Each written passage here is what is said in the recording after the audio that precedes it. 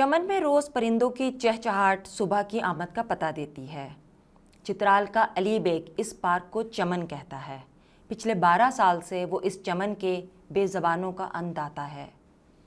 चमन के मखसूस गोशों के मुख्तलिफ पेड़ों पर अनवाओ इकसाम की चहकती चिड़ियों, मैनाओं, कोयल, तायरों, कौवों और गिलहरियों के मस्कन हैं। इन्हीं सायादार दरख्तों तले आवारा कुत्ते अपनी जिसामत के हिसाब से ज़मीन खोदकर अपनी बनाई हुई खंदकों में गोलाई की सूरत में दुबके पड़े होते हैं, जबकि बिल्लियाँ सुस्ताते हुए भी चाको चौबंद। ये चमन इन परिंदों और जानवरों का मुस्तकिल ठिकाना है, क्योंकि इन्हें यहाँ रिस्क मिलता है। ये तो नहीं मालूम कि चित्राल से अली बेग कब और क्यों इस शहर में आन बसा था। हाँ, अलबत्ता 12 साल से वो रोज़ इस पार्क में बिला नागा नज़र आता है। अली बेग पार्क से मुत्तसिल एक सरकारी तालीमी इदारे में एडमिन मैनेजर है। दबता हुआ कद, कसरती जिस्म, लेकिन घुटने ऐसे महसूस होते जैसे अचानक रुकू में जाते जाते बीच में रुक गए हों। जिस तरह इसके कदम हवाई चप्पल घसीटते हुए तेज़ी से उठते हैं, बोलता भी इसी रफ्तार से है कि बात करते हुए उसके आधे अल्फाज ज़बान से फिसल कर होठों पर कहीं दम तोड़ जाते हैं। सर पर बाल 1 इंच से ज़्यादा बढ़ने नहीं देता। पार्क में आने वाले अफराद अली बेग के बारे में भांत भांत की राय रखते हैं। He looks immature, I mean mentally and physically challenged. मुझे तो मंगोल चाइल्ड जैसा लगता है। I guess he is autistic. खिसका हुआ है, देखा नहीं कैसे जानवरों के साथ बैठकर बातें करता है। इस बहस से कतई नज़र कि अली बेग ऑटिस्टिक था या मंगोल चाइल्ड या जहनी जिस्मानी अधूरेपन का शिकार, इस राय पे तो सब मुत्तफिक हैं कि अली बेग एक हसास और दर्दमंद दिल रखने वाला इंसान ज़रूर है। अली बेग को अदब से इश्क है, चाहे वो देसी हो या बदेसी। वो शहर के मज़ाफ़ात में पिछले साल तक अपनी किताबों के हमरा अकेला रहा करता था। अली बेग ने सुबह तड़के ही चित्राल जाने वाली पहली बस पकड़ी और 1 हफ्ते बाद अपनी चंद मरला आबाई ज़मीन, 2 भैंसें और एक मखमनी सी बकरी को औने पौने बेचकर अब्बा को अपने साथ शहर ले आया। अली बेग के 2 ही शौक़ हैं जिन पर वो अपनी मामूली तनख्वाह फराग दिली से खर्च करता है, एक किताबें, दूसरे जानवर। नैयर मसूद का अफसाना ताउस चमन की मैना अली की पसंदीदा कहानी है। खुदा जाने शायद इसीलिए इसी से मुतासिर होकर वो इस पार्क को हमेशा चमन कहा करता है। वल्लाह आलम। अली बेग ने चमन के हर कोने में 2 बड़े मिट्टी के कूंडे रख छोड़े हैं।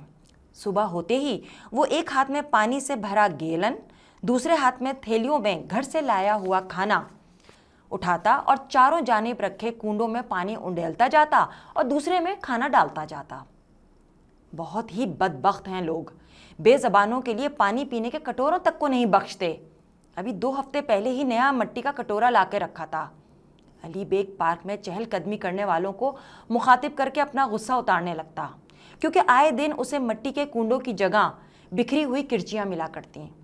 लेकिन इसकी बड़बड़ाहट को नज़रअंदाज करके लोग अपनी वॉक में मसरूफ़ रहते। तपती हुई गर्मी हो या मौसलाधार बारिश या ठिठुरती हुई सर्दी, अली बेग को इस मश्क से कोई रोक ना पाया था। वो रोज़ सुबह बेज़बानों के लिए खाना पानी डालकर वहीं घास पर बैठ जाता और अपने ज़ेरे मुताल्ला अदबी फ़न पारों का लुबे-लुबाब सुनाता। कुत्ते बिल्लियाँ उसके इर्द गिर्द मंडलाते हुए और दरख्तों पर बैठी गिलहरियाँ, कोयल, चिड़िया, कौवे इसकी कहानियाँ ऐसे एहतमाम और तजस्सुस से सुनते जैसे सब समझ में आ रहा हो सकता है इन चरिंद परिंद और जानवरों को ही ये कहानियाँ समझ आती हों, कौन जाने भला। जैसे ही अली बेग पार्क के बैरूनी दरवाजे से अंदर दाखिल होता, तमाम कुत्तों की दुमें खुद ब खुद हिलना शुरू हो जाती। बिल्लियाँ मचल कर अंगड़ाइयाँ लेती। कौवे पार्क की मुंडेर पर कतार दर कतार बैठकर काएँ काएँ करके बाकी मांदा परिंदों को भी दावत आम देते। चिड़िया, कोयले, मैनाएँ इटकलियाँ करती हुई चहचहाने लगती और गिलहरियाँ चटचटाते हुए कभी ज़मीन का रुख करती और दूसरे ही लम्हे फुर्ती से पेड़ पर ये जा वो जा। ये सुबह का जश्न रोज़ का मामूल होता। अली बेग को इन बेज़बानों से और इन्हें इस अशरफुल मखलूक से कुछ ख़ास किस्म की उनसियत थी। चमन के बैरूनी दरवाजे पर जली हुरूफ में लिखा था, यहाँ कुत्तों का दाखिला मना है। कुत्तों के बजाय यहाँ शरपसंदों लिख दो। क्यों भाई, खाना क्यों ना डालूं? तुम्हें भूख प्यास नहीं लगती क्या?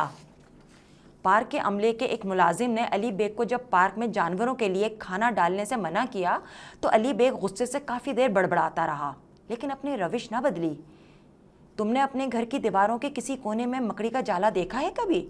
علی بیگ پارک میں آئی بگڑی اولادوں کو جب بلیوں کو دم سے پکڑ کر گھماتے ہوئے یا کتوں کو سوکھی ٹہنیوں سے مارتے ہوئے دیکھتا تو پیار سے سوال کرتا۔ بچے ہونکوں کی طرح منہ کھول کر علی بیگ کو سر ہلا کے نفی میں جواب دیتے۔ مکڑی آخری دم تک اس کمرے کے مکین کو اپنا دوست سمجھتی رہی، جب تک کہ انسان نے ایک دن جالے میں بیٹھی مکڑی کو جان سے مار نہ دیا۔ یہ سارے جانور آخری لمحے تک ہمیں اپنا دوست سمجھتے ہیں، جب تک کہ ہم اپنی بے رحمانہ حرکتیں کر کے انہیں خود سے دور نہیں کر دیتے۔ علی بیگ بچوں کو ایک کہانی کا حوالہ دے کر سمجھانے کی اپنی سی کوشش کرتا۔ علی بیگ کو ان دنوں فرانز کافکا کی کہانیاں پڑھنے کا چسکا پڑا ہوا تھا۔ روز کافکا کی ایک کہانی پڑھتا اور چمن میں آ کر سارے کتے بلیوں اور پرندوں کو سناتا۔ وہ ایک رات سو کر اٹھا تو انسان کے بجائے ایک بہت بڑے کیڑے میں تبدیل ہو چکا تھا۔ اس کی اس کایا کلپ پر اس کے گھر والے پہلے حیران، پھر پریشان اور پھر اس سے گھن محسوس کرنے لگے۔ کیڑا نہ دفتر جا سکتا تھا اور نہ وہ کمانے کے قابل رہا تھا۔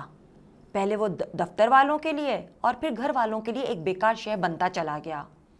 جب تک وہ کارآمد تھا اس کی بہن اور ماں اس کی خاطر مدارت میں کوئی کمی نہ رکھتی تھیں، لیکن اب اس کے نصیب میں سب کا جھوٹا اور بچا کچا کھانا ہی رہ گیا تھا۔ جو وہ نہ بھی کھاتا تو کسی کو کوئی فرق نہ پڑتا۔ پھر ایک روز اس کی محبت کرنے والی بہن نے اپنے باپ کو اپنے کیڑے نما بھائی سے چھٹکارا پانے کی صلاح دی، جس پر اس کی ماں خاموش رہی اور باپ نے تائید کی۔ کیڑا بھائی ساری باتیں سن کر صدمے سے نڈھال ہو گیا اور اگلی صبح کیڑا گھر والوں کو مردہ حالت میں ملا۔ علی بیگ رندھی ہوئی آواز میں میٹامورفسس سناتا رہا۔ آخری جملے میں اس کی سسکیوں کی آواز پر کتے، بلیاں اور تمام پرندے دم سادھے رہے، جیسے کہ کہانی کے انجام نے سب کو افسردہ کر دیا ہو۔ آج علی بیگ دفتر سے آیا تو جسم تھکن سے چور تھا۔ بستر پر لیٹا تو ایک واٹس ایپ پیغام کی گھنٹی پر اپنا موبائل دیکھا۔ میسج میں 2 ویڈیوز کے سامنے تھیں۔ سندھ میں ایک وڈیرے نے اپنے کھیت میں گھس آنے کی پاداش میں 7 ماہ کی اونٹ کی ٹانگ کاٹ ڈالی۔ راولپنڈی میں ایک بارسوخ شخص نے کسی تنازع پر دوسرے شخص کے گدھے کے دونوں کان کاٹ ڈالے۔ دونوں ویڈیوز دیکھ کر علی بیگ زاروں قطار رونے لگا۔ نہ جانے کب اس کی ہچکیاں مدھم پڑی اور کس سمے اس کی آنکھ لگی، کیا معلوم۔ آج علی بیگ کے چمن میں نہ چڑیا چہچہائی، نہ کوئل کوکی، نہ گلہری چٹچٹائی، نہ کتے لٹونتے ہوئے دم ہلاتے ہوئے بھونکے اور نہ بلیاں غذا کی طاق میں چوکس نظر آئیں۔ آج چمن کے سارے چرند پرند اور جانوروں کی آواز میں صبح ہونے کا جشن نہیں بلکہ ایک نوحہ ہے۔ ابا ابا! 2 کمروں پر مشتمل چھوٹے سے مکان میں علی بیگ کی ہذیانی چیخیں آسمانوں کو چھونے لگی۔ لاغر باپ نیند سے ہڑبڑا کر اٹھا اور بیٹے کے کمرے کی طرف بھاگا۔ علی بیگ بستر پر بے سدھ پڑا تھا اور دردناک آواز میں چلائے جا رہا تھا۔ کیا ہوا بیٹا؟ ابا میری ٹانگ، میرے کان کاٹ دیے ظالموں نے۔ باپ اپنے صحیح سلامت بیٹے کو غور سے دیکھنے لگا۔ کیا کہہ رہے ہو بیٹا؟ کس نے کاٹ دیے؟ بدبخت انسانوں نے ابا، علی بیگ بین کرنے لگا۔ اس کی آنکھوں سے آنسو پانی کی طرح بہنے لگے۔ بیٹا کیا کہہ رہے ہو؟ ہم سب انسان ہیں، تو بھی انسان ہے میرا لال۔ علی بیگ نے لیٹے لیٹے اپنا سر تھوڑا سا اٹھایا اور اپنے دھڑ کی طرف اشارہ کرتے ہوئے بولا، میں انسان نظر آتا ہوں؟ میں کہاں سے انسان ہوں ابا؟ یہ دیکھو میرا آدھا دھڑ گدھے کا ہے اور نچلا دھڑ اونٹ کا۔ ایک انسان نے میرے کان کاٹ ڈالے اور دوسرے نے ٹانگ۔ ڈاکٹر کو بلاؤ ابا، میری ٹانگ اور کانوں سے بہت خون بہہ رہا ہے۔ ڈاکٹر کو بلاؤ ابا، جلدی بلاؤ، میری مرہم پٹی کراؤ۔ مجھ سے مزید برداشت نہیں ہو رہا، بہت تکلیف ہو رہی ہے۔ علی بیگ کی تکلیف دہ چیخیں آہوزاری میں بدلنے لگیں۔ چمن تمام چرند پرند جانوروں اور پیڑ پودوں کی آہو بکا سے گونجنے لگا۔ علی بیگ کا چمن اور اس کے بے زبان مکین آج انسانوں سے فریاد کر رہے تھے۔